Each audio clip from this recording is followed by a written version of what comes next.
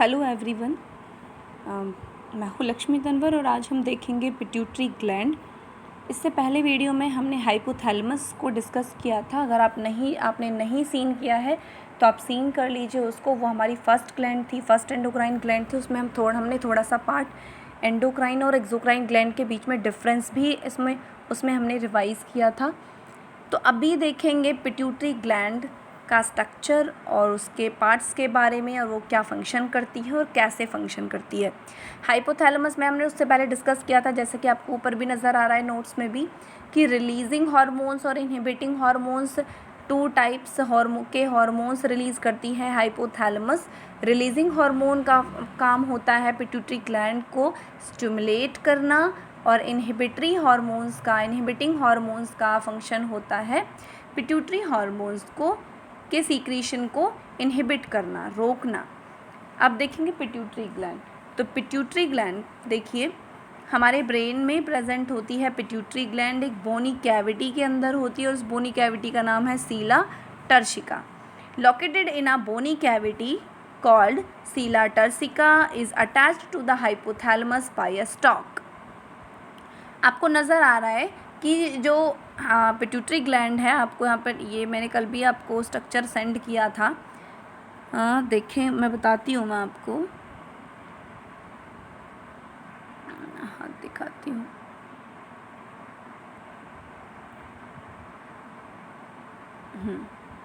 तो देखिए यहाँ पर आपको जो नज़र आ रहा है, ये स्ट्रक्चर आप देख रहे हैं यहाँ पे। तो ये स्ट्रक्चर जो है ये पिट्यूटरी ग्लैंड है और ऊपर वाला स्ट्रक्चर है हाइपोथैलेमस। तो पिट्यूटरी ग्लैंड में आपको स्टॉक नज़र आ रहा है। इस स्टैंड को क्या बोला है उन्होंने?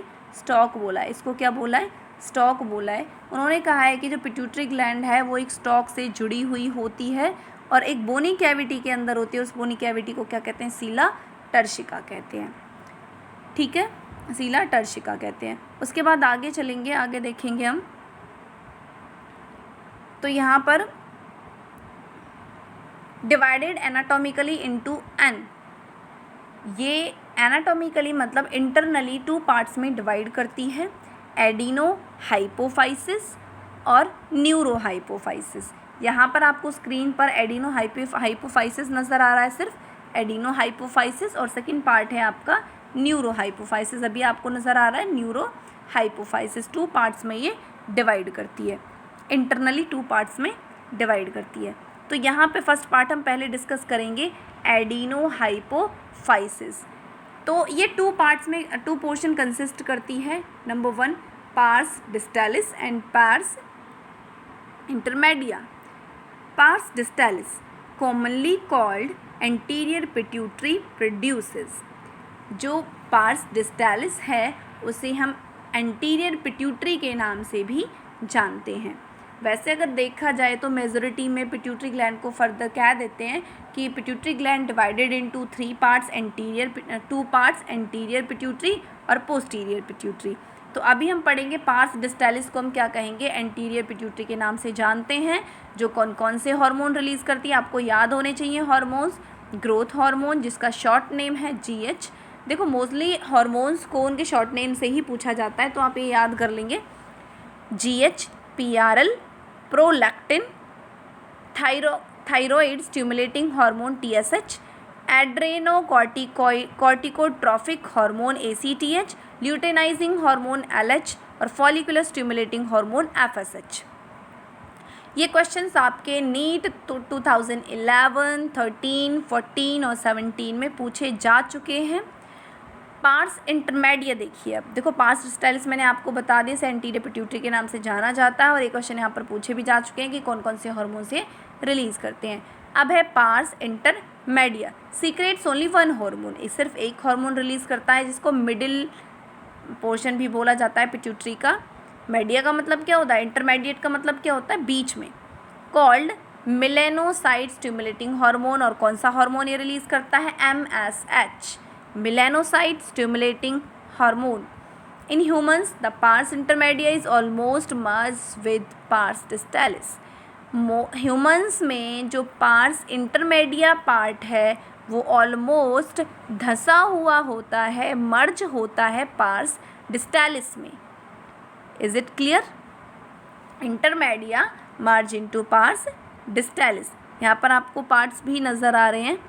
तो नेक्स्ट देखेंगे, हमारा जो नेक्स्ट पार्ट है वो है न्यूरो हाइपोफाइसिस। न्यूरो हाइपोफाइसिस को आप पोस्टीरियर पिट्यूटरी के नाम से भी जानते हैं और पार्स नर्वोसा भी इसे हम कहेंगे।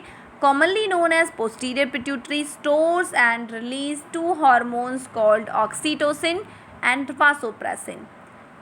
दो हार्मोन्स ये रिलीज करती हैं, कौन कौन से? ऑक्सीटोसिन और vasopressin, which are actually synthesis by hypothalamus and are transported axonally to the neurohypophysis. मैं आपको बता चुकी हूँ, ये कल हाइपोथैलेमस ग्लैंड में डिस्कस किया गया था कि हाइपोथैलेमस में जो नर्व सेल्स होती हैं, कौन सी सेल्स होती हैं? न्यूरोसीक्रेटरी सेल्स जो होती हैं वो नर्व सेल्स हैं। वहाँ पर जो न्यूरोसीक्रेटरी मतलब जो कुछ रिलीज़ कर रही हो, ठीक है, वो नर्व सेल जो कुछ रिलीज़ कर रही हो तो उन्हें न्यूरोसीक्रेटरी सेल्स कहते हैं और ये हाइपोथैलेमस के अंदर पाई जाती हैं। तो न्यूरोसीक्रेटरी सेल्स दो हार्मोन्स रिलीज़ करती हैं, ऑक्सीटोसिन और वासोप्रेसिन। कौन से वाले पार्ट में रिलीज़ करती है? पार्स नर्वोसा वाले पार्ट में, मतलब पोस्टीरियर पिट्यूटरी ग्लैंड में रिलीज़ करती हैं, बट इनकी सिंथेसिस होती है हाइपोथैलेमस के अंदर। ये आपको बता जा चुका है। Secretion of pituitary hormones. अब पिट्यूटरी हार्मोन्स का सीक्रेशन मतलब क्या इसका काम है, क्या फंक्शन करते हैं? हाइपर सीक्रेशन और हाइपो सीक्रेशन क्या होता है? हाइपर सीक्रेशन का मतलब है किसी भी हार्मोन का ज़्यादा रिलीज़ हो जाना, और हाइपो सीक्रेशन का मतलब है किसी हार्मोन की कमी आ जाना बॉडी में या फिर कम अमाउंट में उसका रिलीज़ होना। तो दोनों ही हमारे लिए ख़तरनाक है, ना तो हार्मोन बहुत ज़्यादा अमाउंट में रिलीज़ होने चाहिए, ना ही बहुत ज़्यादा कम अमाउंट में। तो आगे देखेंगे ग्रोथ हार्मोन सीक्रेशन का क्या मतलब। अगर इसका ओवर सीक्रेशन हो जाता है तो एक डिजीज़ हो जाती है जिसे कहेंगे जियांटिज्म। जियांटिज्म का मतलब है कि किसी भी ऑर्गन का ज़रूरत से ज़्यादा बढ़ जाना, तो जियांटिज्म होगा। डिजीज़ का नाम है gigantism. Low secretion of GH result in the stunted growth of the resulting in the pituitary dwarfism. Low secretion, अगर ग्रोथ हार्मोन का सीक्रेशन अगर लो हो रहा है तो वो होगा, तो ग्रोथ स्टंट हो जाएगी, मतलब छोटा रह जाएगा कोई भी पार्ट, बॉडी का पार्ट, या फिर हाइट की अगर हम बात करें तो हाइट कम रह जाएगी, स्टंटेड ग्रोथ होगी, तो उसे कहेंगे हम ड्वार्फिज्म। जियांटिज्म में साइज़, ऑर्गन का साइज़ या फिर ऑर्गेनिज्म का हाइट बहुत ज़्यादा बढ़ जाता है, लेकिन ड्वार्फिज्म में बहुत कम रह जाता है due to the deficiency of GH hormone.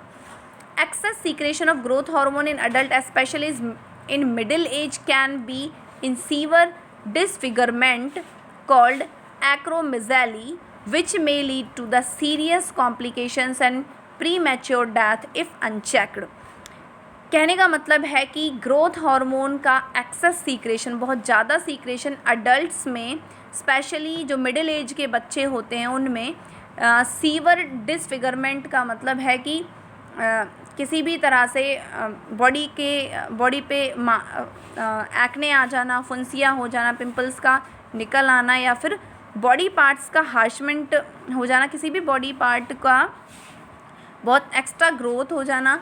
तो एक्सेस सीक्रेशन, ग्रोथ हार्मोन के एक्सेस सीक्रेशन की वजह से ऐसा होता है जिसे हम कहते हैं एक्रोमेगाली। तो डिसफिगरमेंट हो जाता है, मतलब डिसफिगरमेंट का मतलब है बॉडी की जो फिज़िकली जो शेप है वो चेंज हो जाती है, थोड़ा लुक वाइज अच्छा नहीं लगता। विच में lead to serious complications and premature death if unchecked.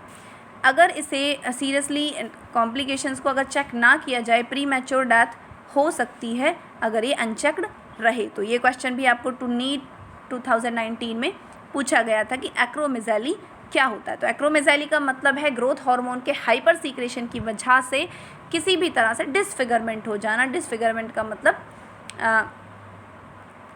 कोई भी अनवांटेड ग्रोथ हो जाना बॉडी में।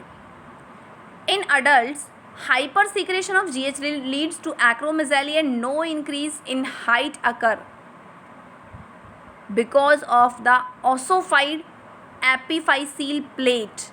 Epiphyseal plate is responsible for the growth of bones. It close after adolescence.